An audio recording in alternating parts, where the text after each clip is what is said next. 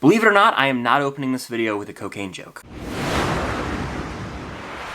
What's going on, guys? I'm Chris, and welcome back to another video. Today I'm giving you my review of Cocaine Bear, the latest film that actually does exist from Universal about a bear that gets into some cocaine and goes wild in the woods. Yep, that's the plot of this movie. Before I give you guys my 2 cents on Cocaine Bear, be sure to subscribe and hit that notification bell as I am trying to hit my goal of 72,000 subscribers here on the channel. Hit that like button as well, and comment down below your thoughts on this movie or your expectations / predictions if you have not yet seen it. Without further ado, let's talk Cocaine Bear. So I went into this movie, no expectations, you know. I didn't even know what to think. I think I had seen parts of a trailer, but throwing that all aside, I watched Cocaine Bear, and Cocaine Bear was not really my cup of tea, unfortunately. Now, I think this movie has a great concept, but it's one of those movies where it's like, oh, the concept was great, but now we have to make it into an actual full-length movie. Like, this would have functioned better as like a 30-minute long short on YouTube or something. I don't think it deserved an hour-and-a-half runtime, because even coming in at an hour-and-a-half, the movie still felt pretty long, which is shocking to say. But the biggest issue with Cocaine Bear is that it's having an identity crisis. It's trying to be multiple genres at once and blending them all together. Sometimes movies can pull that off successfully.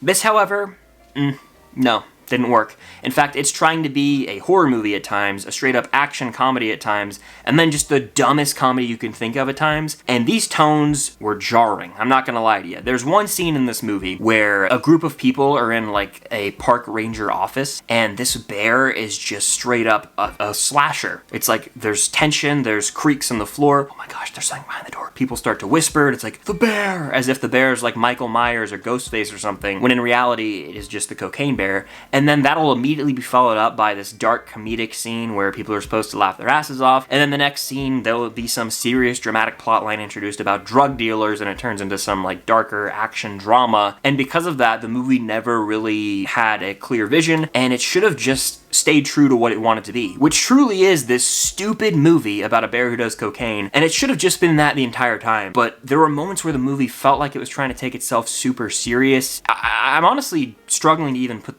it's just, what?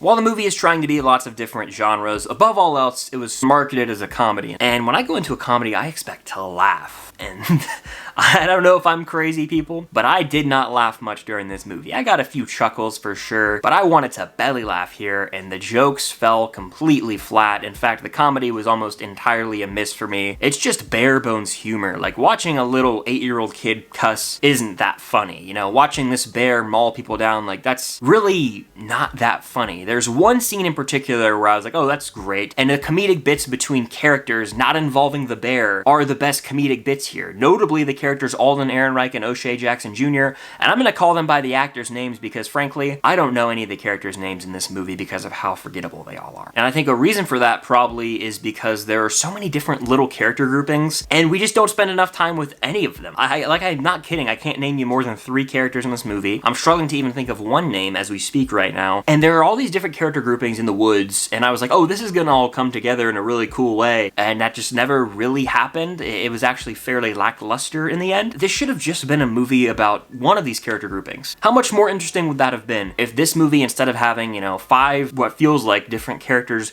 scattered throughout the woods, everyone with their different like motives to try and retrieve this cocaine, why not just have 2 or 3 main characters, follow them, and they try and fight off this Cocaine Bear? Really kind of lowered the stakes and lowered any character connection, because frankly I didn't feel like I gave a damn about anyone. And that's a really big issue that I have with this movie, is I'm supposed to feel like the tension and feel, oh my gosh, I hope they get out alive here. Well, if I can't even remember this person's name, I don't really care if the bear gets him.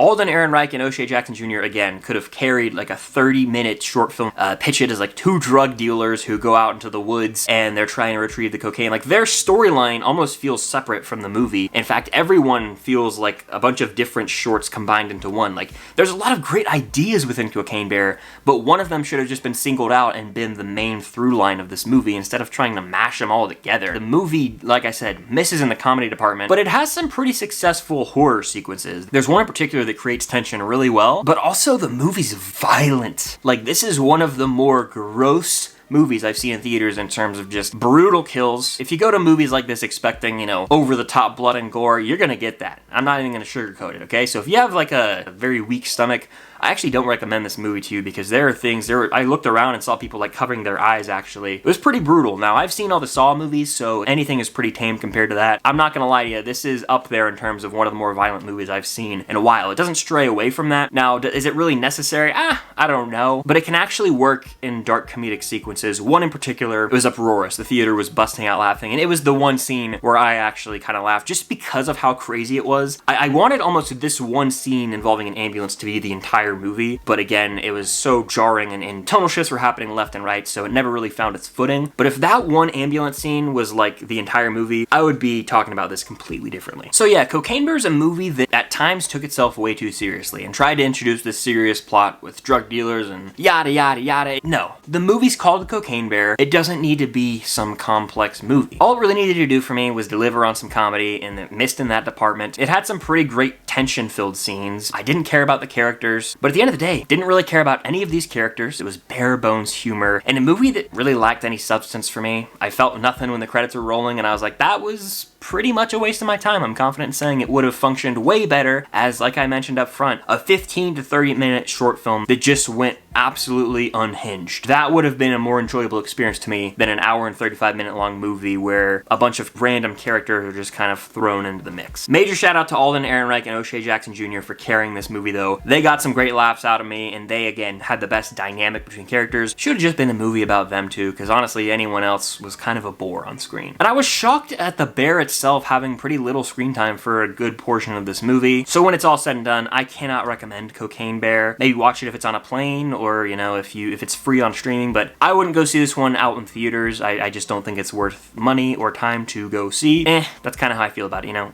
I'll forget about this movie pretty soon. You know, it is what it is. Not every movie can be a win. But those are just my 2 cents on Cocaine Bear. Let me know yours in the comments down below, as well as your predictions or expectations if you have not yet seen the movie. Hit that like button, and again, subscribe and hit that notification bell, as I am trying to hit my goal of 72,000 subscribers here on the channel. It would mean a lot. But stay tuned for tons of videos I got coming down the line. March is going to be a crazy month for content, so stay tuned for all of that. And until next time, I'll see you guys later.